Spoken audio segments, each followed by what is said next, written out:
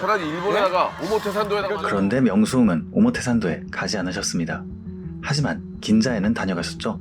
도쿄에서 가장 근본 오브 근본인 동네 긴자. 긴자가 일본의 상업지 공시지가 순위를 꽉 잡고 있다는 건 저번 영상에 나왔었죠. 때문에 점잖아 보이지만 오모테산도 그 이상의 초하이 패션 브랜드가 널려 있으며 여느 곳보다 더욱 특별한 건 그 건물들 또한 온갖 기술력과 상상력이 총동원되어 만들어졌다는 것인데요. 더구나 예전부터 비즈니스와 관광의 중심지였기에 건축물을 어떻게 하면 지역적 특성이나 미학과 연결할 수 있을까 고민한 곳 또한 아주 많습니다. 그렇기에 이건 어쩌다 이렇게 생겼지? 를 알고 나면 긴자를 더 찰지게 즐길 수 있지 않을까 해서 준비해봤습니다. 2편에서는 긴자에 위치한 초럭셔리 부티크, 3편에서는 긴자에 당당히 위치한 현대식 목조 건물들을 구경해보도록 하겠습니다.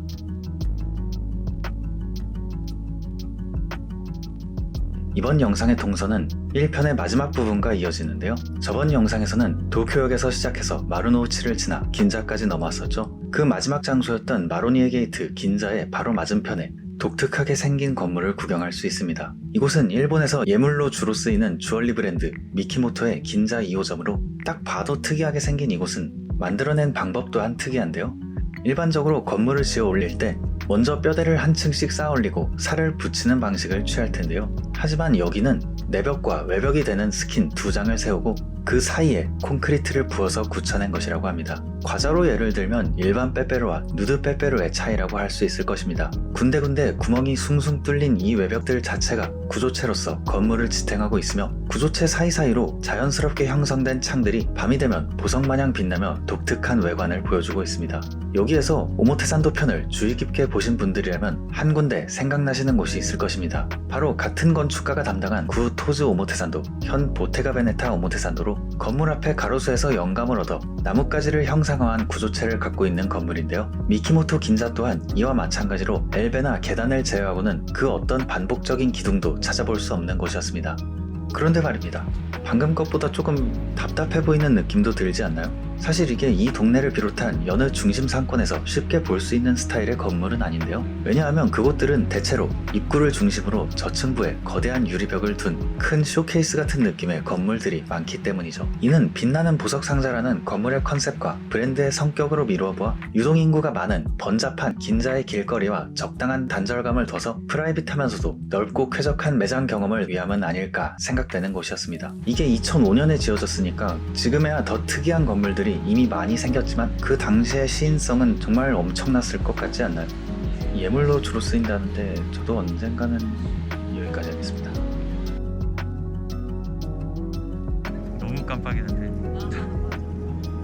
그대로 미키모토를 지나면 이제서야 우리가 익히 아는 이 시계탑이 있는 사거리에 도착하게 되는데요. 긴자의 중심으로 여겨지는 곳으로 길을 찾는 데의 기준이 되기도 하는 곳이며 이 사거리를 기준으로 어지간한 브랜드 매장은 다 있다고 할 수 있겠습니다. 미키모토를 비롯한 불가리, 까르띠에, 반클리프 등의 주얼리부터 에루샤는 물론이거니와 SNS에 잊을만 하면 뜨는 뭐 남자 여자 지갑, 가방, 계급도 따위에 나오는 브랜드는 다 만나볼 수 있는데요. 이 영상에서는 그중 비교적 가장 최근에 지어진 장소들과 어떤 건축가를 기준으로 엮어서 설명해볼까 합니다. 그 주인공은 바로 로로피아나 긴자 플래그십 스토어와 이를 설계한 건축가 아오키 준입니다.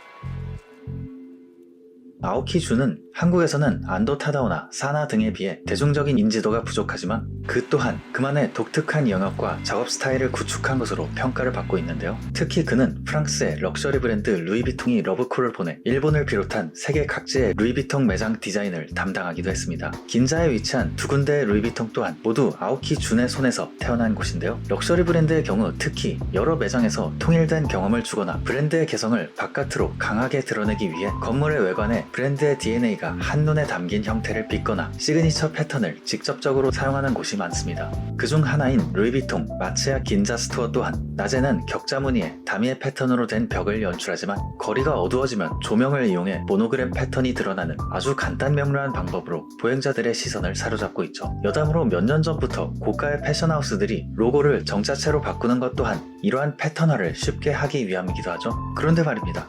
그게 없는 브랜드라면 어떻게 해야 될까요? 바로 그것을 보여주는 곳이 이 로로피아나 긴자 플래그십 스토어가 되겠습니다. 저 같은 페알못에겐 다소 생소할 수도 있는 브랜드지만 이탈리아의 럭셔리 브랜드인 로로 피아나는 특유의 최고급 소재와 색감으로 유명하며 특히 다른 곳들과는 달리 로고 플레이를 전혀 하지 않는 것으로도 숱한 팬층을 형성하고 있는 그야말로 진정한 이탈리안 클래식을 추구하고 있는 브랜드입니다. 때문에 루이비통처럼 정체성을 직관적으로 드러낼 수 있는 패턴 같은 게 없었습니다. 이에 대해 고민하던 아오키준은 일단 로로 피아나의 제품들을 천천히 구경하는데요. 그러던 중 그는 어떤 깨달음을 얻게 됩니다. 참고로 이 색은 세계에서 가장 최상급 섬유 중 하나로 평가받는 비쿠냐 울의 색상으로 비쿠냐 울을 거의 독점적으로 취급하는 로로 피아나의 브랜드 컬러로 자연스럽게 자리 잡았는데요. 과연 이 최고급 소재의 색감을 마주하며 유명 건축가는 어떠한 것을 깨달았을까요? 야, 이거 벽돌 아니냐?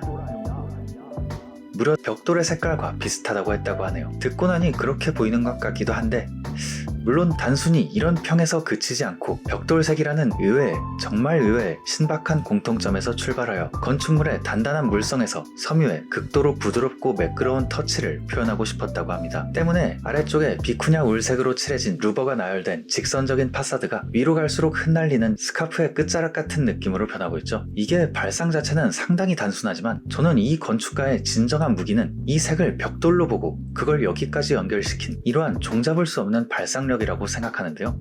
그는 예전에 그의 경력에서 첫 루이비통 매장을 디자인하면서 무알의 효과를 이용한 패턴으로 루이비통의 마음을 사로잡고 이 패턴은 이후 전 세계의 매장에 적용되기 시작했는데요. 두 장의 다미의 패턴이 겹치며 보여주는 이 아름다운 시각적인 효과의 영감은 그가 어렸을 때 봤던 모기장 두 장 사이로 비치는 노을의 기억에서 따왔다고 합니다.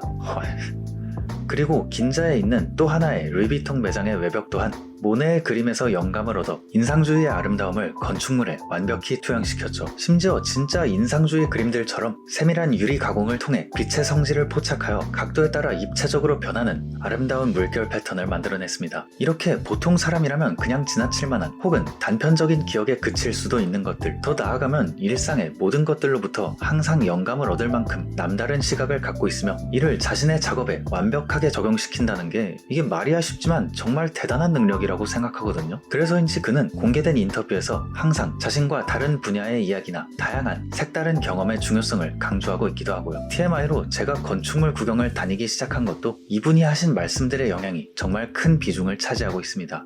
모두가 알아보지 못했던 아름다움을 찾아서 드러내주는 역할을 하고 싶다고 말하는 아오키 준. 건축을 넘어 창작자라면 모두 부러워할 만한 독특한 상상력의 소유자가 아닐까 생각되네요. 이렇게 이탈리아 럭셔리 브랜드의 끝판왕을 만나봤는데요. 다음은 프랑스의 끝판왕을 구경하러 가보겠습니다. 모두에게 비교적 익숙한 브랜드, 익숙하면 안 되는 가격인데 렌조 피아노의 메종 에르메스 긴자입니다. 주변의 건물들과는 달리 길가와 맞닿아 있는 부분이 유리블록으로 뒤덮인 겉보기에는 파리에서 그대로 날아온 것처럼 홀로 결이 다른 세련미를 보여주는 이곳은 사실 일본의 전통 등불에서 착안한 외관이라고 하는데요. 이렇게 해당 지역이나 나라의 특징을 10분 활용하는 것도 패션하우스의 플래그십 스토어들이 자주 보여주는 특징이기도 하죠. 에르메스는 이 건물의 설계를 의뢰하면서 트렌드나 시대를 타지 않는 지속적인 존재로서의 건축물을 만들어 달라고 했다는데요. 이에 답하기 위해 최소한 몇백 년 전부터 한자리에 있었을 등불에서 외관의 컨셉을 따오지 않았을까 생각됩니다. 재미있게도 건축물은 외관이 심플하면 심플할수록 그 심플함을 구현하기 위해 구조가 더러 복잡해지는 경우가 있죠. 게다가 렌조 피아노는 너무나도 잘 알려진 하이테크 건축의 대가입니다. 유리블록들이 만들어내는 등불 같은 효과를 극대화하기 위해 이것들은 모든 층으로부터 일정한 거리만큼 떨어진 상태로 고정되어 있습니다. 덕분에 바깥에서 봤을 때 슬라브나 기둥이 최대한 부각되지 않는 구조를 취할 수 있는 것입니다. 이 역시도 과거 신사의 오중탑의 면진 설계에서 따온 구조로 오중탑이 중앙의 기둥과 부재들이 유기적으로 움직이는 메커니즘으로 수백 년에 걸쳐 지진을 견뎌왔듯이 이곳 또한 이 유리벽을 포함하여 각 층마다 기둥부가 외력에 대응하여 유기적으로 움직여서 자연적으로 지진 하중을 경감하는 방식이라고 합니다. 이게 토목에서의 적용 사례는 있었지만 건축 구조에 상용화된 건 이곳이 세계 최초라고 하는데요. 최고의 하이테크 건축가와 최고의 시공사의 만남이 만들어낸 최고의 럭셔리 브랜드 매장이라고 할 수 있겠습니다.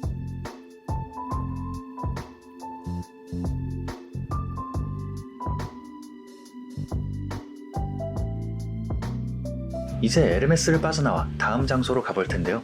이 시계탑 기준으로 북쪽 그러니까 방금 로로피아나가 있던 위치에서는 각각의 브랜드가 독자적인 건물을 세워 거리를 형성하고 지하철역과 정류장들이 사람들을 퍼뜨리고 있었죠. 그런데 반대쪽에는 아예 건물 한 채가 그 모든 역할을 해내는 곳이 있습니다. 눈길을 끄는 럭셔리 브랜드를 주르르 줄 세우고 주변의 대중교통 및 보행자 네트워크와 연계되어 당당히 이 거리에 새 랜드마크로 자리 잡고 있는 긴자 최대의 상업시설 긴자6입니다.